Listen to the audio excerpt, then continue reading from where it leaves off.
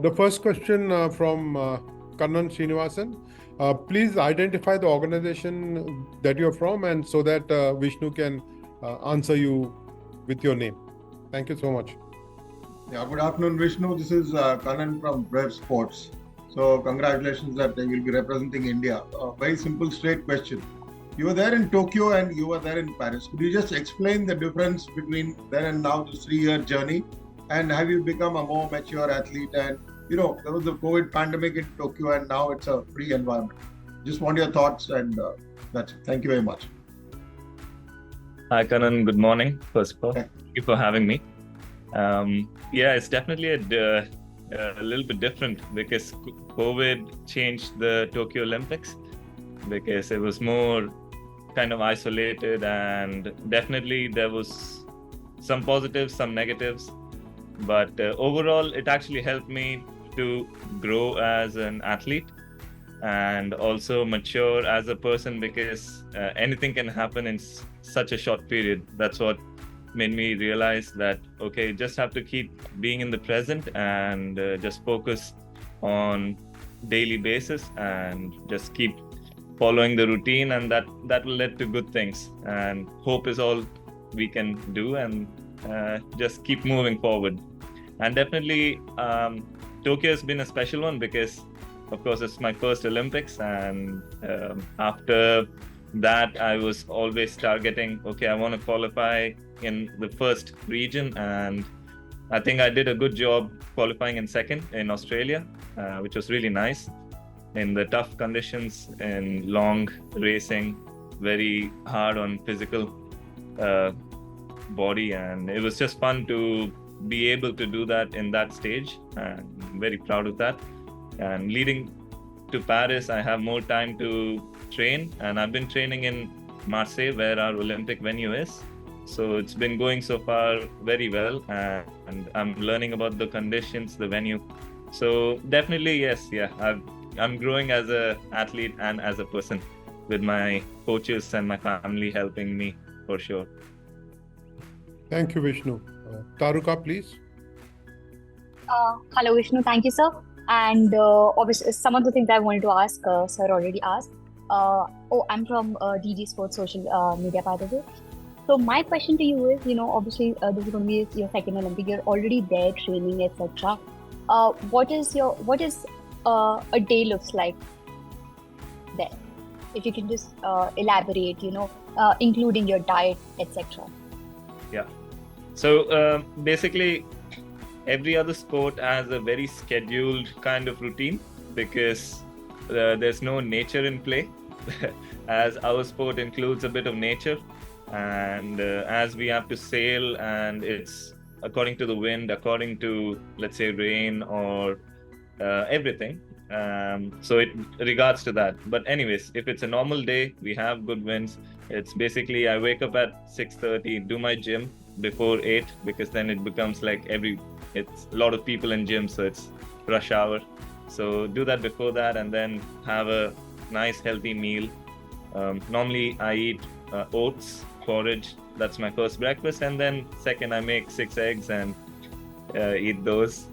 People are always like asking me why you eat so much eggs. I don't know, I was brought up with that, so yeah. And after that we are normally sailing at 11 to 3. That's around 4 hours of training session and on water. So but we have to prepare the boat, which takes a bit of time. So anyway, so it takes around 5 hours of on water and off water kind of preparation. So I come back at 5 p.m. Then I rest a bit. Sometimes I take an afternoon nap, which they say it's very good for recovery. So I do that, and then sometimes it can be a 3-hour nap, so which is not good. Then I wake up at like 8 p.m. and it's just gone. The day is gone. So anyways, I sleep 1 hour at 6, and then 6:37 I go to the gym again. I do some strength and conditioning or recovery, basis on the wind. If the wind is too much, because you exert a lot of physical energy, and you don't want to be tired, you don't want to overtrain, and you just have to learn to understand your body. That's very important. No matter what the physical preparations are. You have to understand what the goal is and what your level is, and you have to gradually increase. You cannot jump from level 1 to level 10 in one day. So yeah, the routine is important. So anyways, I finish my gym at 8:30, come back, have a bit of dinner, and sleep around 10 because I have no energy to do anything else. So yeah. Thank you so much. Thank you, Vishnu. Before I let Shantanu ask his question, I've got a question myself, Vishnu. You're ranked world number 17 at the moment, which is just one slot below the best you ever had. I think it was in 2022 that you were ranked 16th in the world. Can you just tell me how important are world rankings to you to be among the top 20? How important is that for you? It's a good question. So the other day I was surprised I was back to 17, but it's no surprise that I've been doing very well this year because I've been consistently up there for sure. I just missed out in Australia top 10 and also in Spain top 10, but I also missed out in France top 10, but I finished 11th, which was my personal best in the senior class. It has given me a big boost of confidence that I can be up there, and even more that I can really do well if I have my A game. And I think it shows potential and to be happy about and just to train forward, which is important. And world ranking, it is very important because I tell myself one day I'll be world number 1, and it'll be very nice to see that happening, and soon I will be, sir. Like after maybe when it happens, I'll let you know, sir. You will know before me because you're updated. Thank you.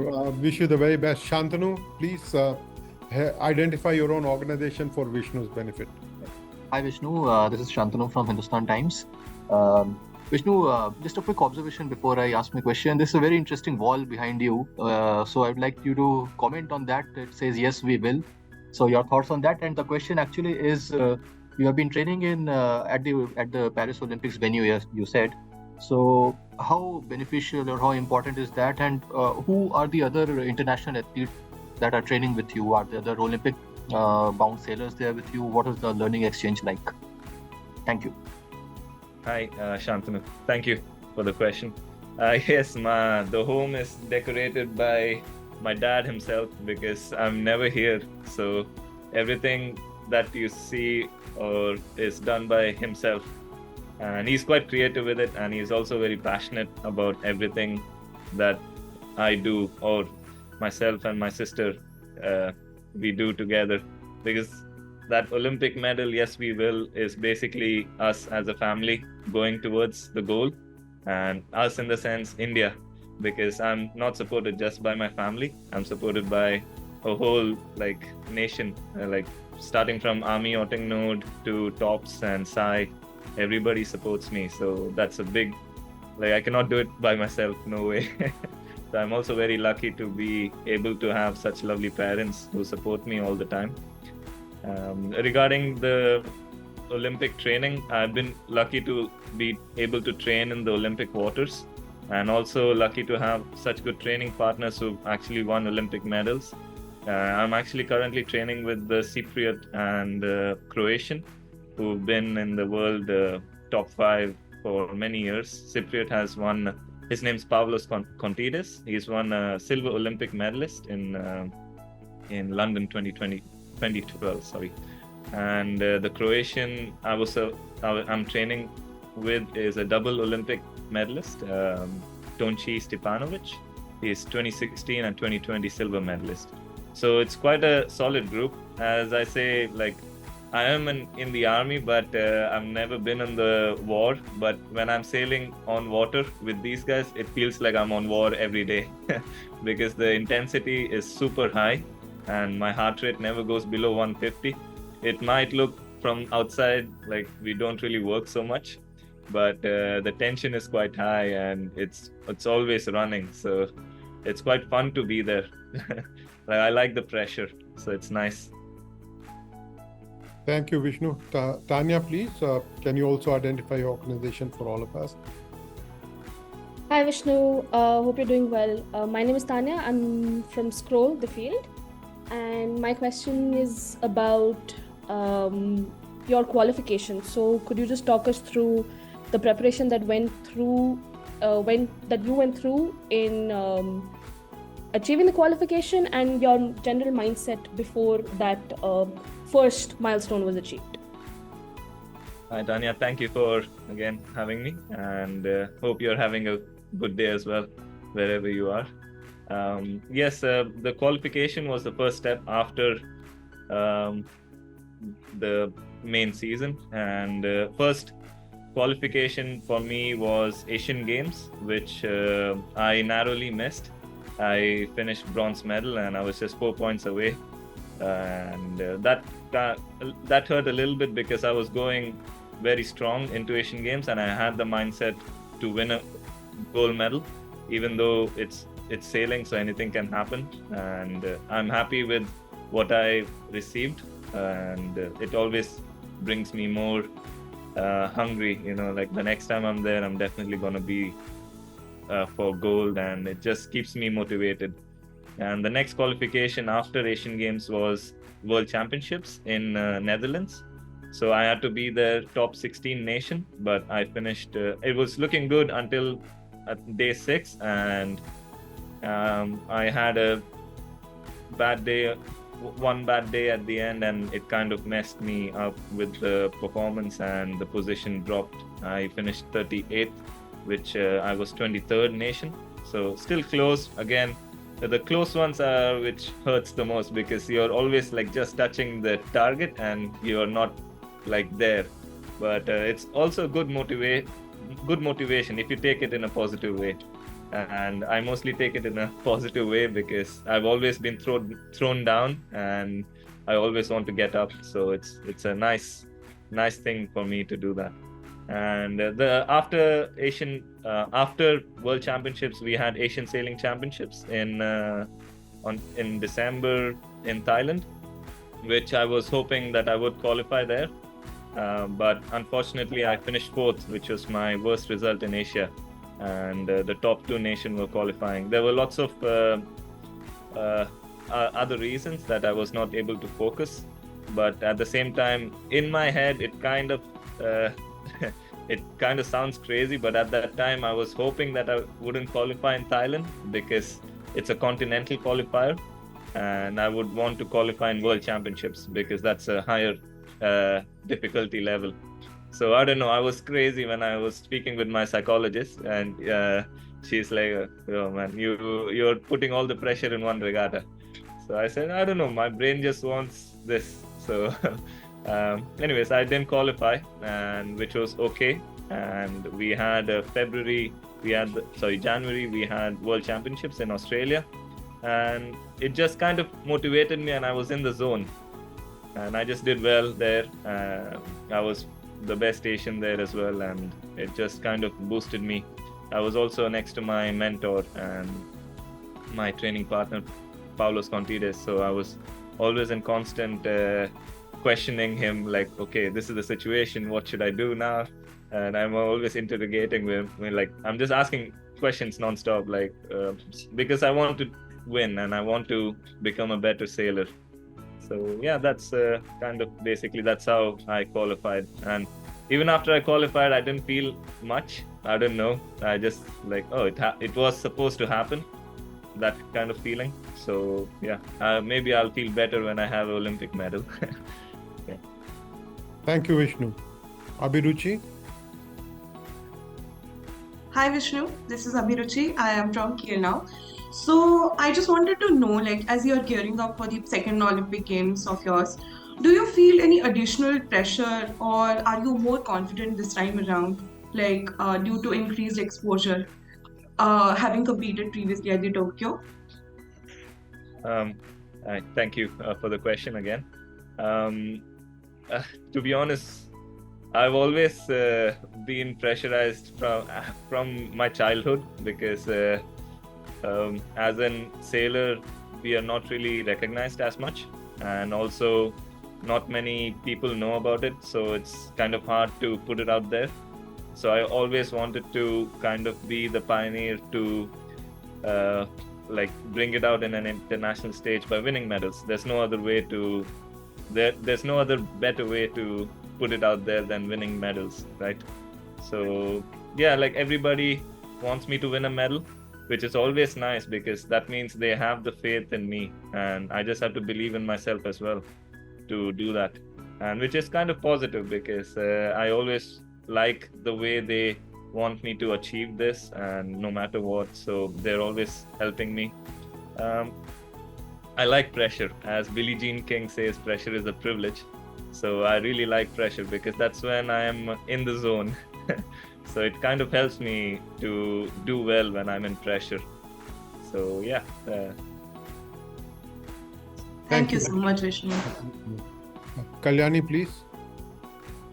Thank you, sir. Vishnu, first of all the very best for all the preparations and the Olympics. You touched upon this a little bit, but I do want to ask you about the contribution your father has made. And he had said that in one particular sense, when you were a kid, you were part of this thing called Jaladindi in Maharashtra. I want to ask about that and how rich was that experience and how important your father is in all of this experience. That's a very investigational question. I don't know how you came to know about Jaldendi, but it's thank you for the question again. And yes, I mean, without my dad, I wouldn't be where I am right now. And even my mom, I give all the credit to my dad, but my mother also deserves the same amount of credit because she's put up with my dad with whatever, and she's put up with me. And yes, so my dad's been always a sports addict, and he's always want me to achieve as well as himself and also Ramya. So he's always done everything like for us to do better, and he would sacrifice his own time to just be with us, to make us better and to make our life easier no matter what. So we are only focused on our own little sailing boats and just able to make it go faster. So we don't think about anything else. About Jaldini, I was very little. I was probably like 3 years old when my dad was taking me out on a kayak, and I just remember vaguely that we were going to every village and giving some medicinal Ayurvedic advices. I wasn't, my dad was. So he was kind of helping out the villagers, like to understand what the basic hygiene is, and also helping them with the sanitary and everything, because it's very important in the next to the river, River Jaildindi, and where they kind of basically, natural resources. So yeah, it was an educational trip for me. Even though I was 3, I didn't understand nothing. Yeah. Thank you and all the very best. Thank you. Anuradha, you had a question that came to you on chat. Can you just please ask that question?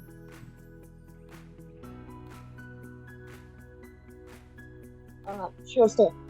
Vishnu, this question came from Sports 18, and they are asking the biggest challenge that you're expecting to face in Paris, and how are you preparing yourself for it? Thank you, Anuradha. Hope you're doing well. Yeah, the biggest challenge would be the conditions, because it's so random. If you see the map of Marseille, it's like a big bay, like Marine Drive, but with cliffs on the edges. So when the wind comes in different directions, it's very challenging with the waves and the wind direction, because there's a lot of unpatternized movements of the wind, which is very unpredictable. So you have to be prepared and you have to be present to understand that, and to just take what you have kind of situations. And sometimes there is very patternized weather where okay, this side is doing well, so we have to go that side no matter what. So I have to have a good start and to have the tactical advantage. So it's I think that will be the most challenged part, where the conditions would be so much more difficult and different from other venues like Australia or Tokyo. Tokyo was also pretty straightforward. So yeah, it'll be quite a nice challenge because there'll be a lot of ups and downs in the results. So I really like those kind of situations because it gives you a little bit of chance to perform every race, and whoever is consistent kind of wins. So yeah. Thank you, Vishnu. Sham, please. Also identify your organization for Vishnu's benefit. Yes, thank you, Rajaram sir. Hey Vishnu, Sham here from ESPN. Hope you're doing well. Thanks for taking time out for this chat. Vishnu, I remember one of our former conversations you had spoken about how important it is as part of your prep to study weather patterns, tide, clouds, and sort of these factors, external factors that have a massive role in your sport. So is that something, can you talk about like your pre-race day sort of routine in terms of, does it involve a lot of prep in terms of the weather conditions? And does staying in Marseille currently, where you see a lot of unpatternized movements, and does that sort of training there, does it give you a slight edge in terms of what to expect at the Olympics? Yeah. Hey Sham, thanks for the question again. There is quite a, like, I've been there already a month, and I just came back for a week, and I'm going back again tonight. So in a month, what I've learned is there is definitely the overall pattern which never changes, but there are some little observations that can change the whole course of direction of our conditions and of our results, which is more valuable.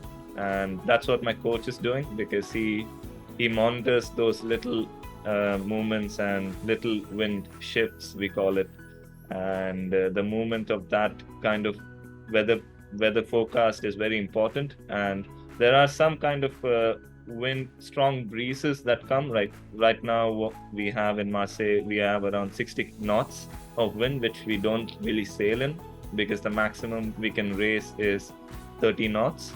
And so these kind of winds can put the racing in halt, and we have to be prepared for the next day of racing. So we have 8 days of racing and 2 days of reserve. So these things, it's like a sprint of marathons, so it's like you have to understand the weather for sure. And also what I've learned so far is to be patient and protect your side, and it'll come, that side will pay off at the end, but you just have to be patient enough to be able to go all the way and take that gain and take that loss to make it as a gain. So tactically, I think it'll be a very challenging race overall, and which I'm looking forward to, because I love playing chess, and I describe sailing as chess on water, because it's how you place your boat according to the others and according to the wind.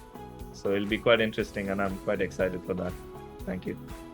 Thank you, Vishnu. Before I open questions to the second round from Hope, I have a question for you, and it pertains to how you deal with some of the not so great races that sometimes drag you down. For example, the Asian Games, you were expecting yourself to nail one of the 2 qualifying spots for the Olympic Games, and then to finish with the bronze medal because of one bad race. How I understand that sailing is a sport where you can have a bad day, but what are some things that you're doing to avoid or restrict or reduce the number of bad days in a regatta for you?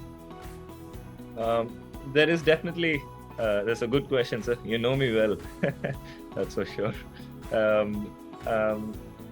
I mean, there are some good days and bad days for sure, but we restrict ourselves from pushing all out sometimes, and which can lead to not having the best out of us. And sometimes I personally don't want to feel any regret after I leave the sport, that I could have trained one more day, so that I don't want to feel that. So I want to give everything out all there. So I think Asian Games, that race really was important. If I didn't get that disqualification, it would have changed, or it might have not changed, who knows. But definitely at that point, it was not the right decision from my side, because I was getting pushed off in that edgy mode where I was not conservative. I was not playing the percentages right, and I was just risking it too much, and then which kind of didn't help me and put me off in that race, and which costed me that gold medal or silver medal.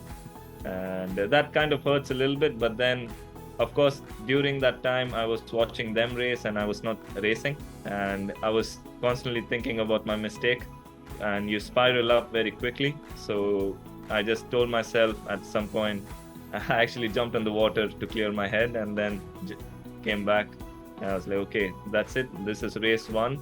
I have to think about the next race now, and that's all you can do. You cannot change the past. So yeah, that's how I move forward, I think. Thank you, Vishnu. Shantanu? Yeah. So Vishnu, could you please talk about some of the learnings from Tokyo that you would like to carry on, take from Tokyo and implement in Paris? Yeah, in Tokyo, I was a bit fearless, where I just went, okay, it's my first Olympics. I don't really care about the results. So I just want to sail my best and see where I land up. And I did okay. I finished 20 out of 35, being the second Asian, I think.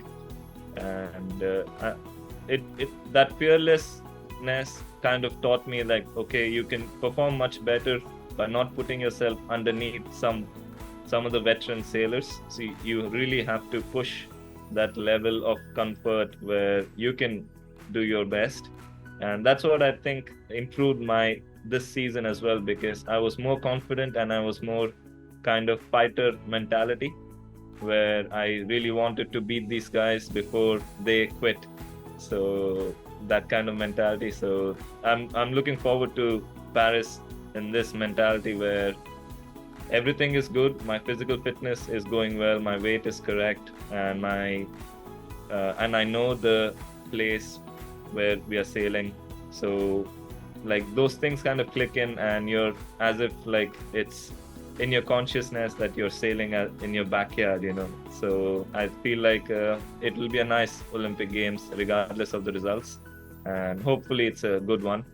And I just want to enjoy how it is, because after all, I only enjoy the nature, and sailing is just part of it. So it's really nice. Thanks, Vishnu. All the best. Thank you. Thank you. Anuradha, you have another question? Yes, sir. I got this from Sarangi sir from The Hindu. He wanted to ask you if you are competing at any place before going to Paris, and what exactly is your Olympic target for Paris this time? We had I did compete in a Europa Cup. That was in Palma, in Spain, and after that I was in Hyères, which is also close to Marseille in France, and I finished 11th in Hyères, and I finished first in Palma. So it's been good so far, and I've been performing well. But right now in the Olympic waters, we had one regatta called Magic Regatta, and I finished on 15th, which was okay because I had a bad first day and I was not feeling so well, so which didn't really help so much. Otherwise no regatta so far, straight into the Olympic Games, and that's what makes me more excited, because it'll be a nice 1 month without regatta and just training and pushing yourself, and then keeping the brain fresh into the Olympic Games and doing well there. Thank you, Vishnu. Abhiruchi? Yeah, Vishnu. So I just wanted to know, how does it feel to be heading to your second Olympic Games alongside Netra? Like, has your friendship with her been an influence in your training in any way? Myself and Netra, we known each other for a long time, and I've always been nice, good friends with her, and we do train sometimes together.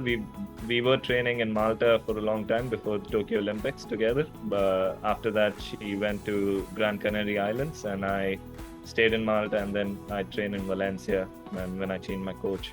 And we do have a good relationship as colleagues and supporters, and I was very happy to see in France she qualified, and I was rooting for her. I didn't want to disturb her that week.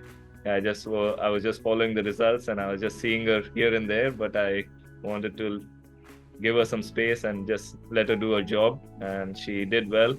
So we had a nice dinner last night, and we celebrated with a nice yogurt, I guess. So it was good. I mean, to go with her to the Olympic Games, I don't feel left alone, as a sailing contender. Yeah. Thank you, Vishnu. Thank you. Taruka?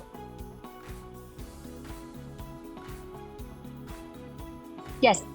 Vishnu, my last question to you is, have you seen corporate support for in field? Are there corporates reaching out to you or your management team, to get behind you? TOPS has always been supportive, and they've always funded me the whole way. So I didn't really have to reach anywhere, but I am included in Go Sports, which they help me whenever I'm in need, which I'm grateful for again. And they do take care of me when I'm in really need of money and equipment, so which is very nice of them. And nothing else. Just all I need is to train. So right now TOPS is there and Go Sports is there, so it's quite nice. Thank you. Yeah. Just the last couple of questions, Vishnu. One from my side, and then Shantanu will ask the last question because I don't see any other hands going up. My question is, being on the road all by yourself as the only Indian in most of the venues and most of the time you're training all by yourself, does it get lonely, or do you see it as solitude? Because sometimes we want to understand how is it that Indian athletes cope with having to live overseas, not being able to get the kind of food that you're used to. Can you just talk to us a little bit about life on the road for an athlete who is all by himself from India? Yes, sir. It's a very good question, because I've always been kind of one off from others, and the number one rule of survival is to adapt. So I'm always quick at adapting things and to the situation around me. So no matter what, regardless of the food, the stay, and also people, I would always find a place where we are all in the common ground and we are all in the same position. And that way you kind of get away with most of the things, and you're also happy with what you're doing. It's definitely difficult, sir, as I stay. Last time I was in Mumbai was February, where I left just the day after my birthday. And it's nice to see. I was hoping that I would see my family before Olympics, and somehow it happened unplanned. So I'm happy that it happened. And sometimes I don't even come home for 8 months, which is quite lonely sometimes. But then I remember what the target is. So it's quite, that keeps me kind of hopeful. And these days we have iPhones and whatever, this 4K, you can see as if they're right next to you. So that also helps.